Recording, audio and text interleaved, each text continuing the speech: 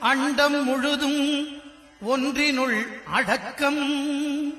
அதுவே ஆனைமுகமெனும் ஓங்கார விளக்கம். சுழலும் கோள்கள் அவன் சொல் கேட்கும்.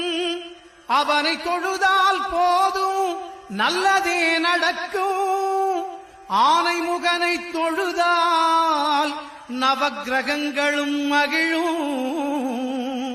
நல்லதே நடக்கும், நல்லதே நடக்கும்.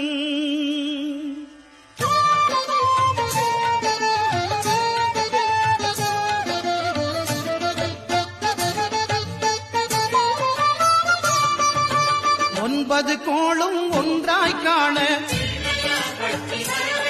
அங்கு கற்பகம் என்னும் கடவுளின் மெய்யில்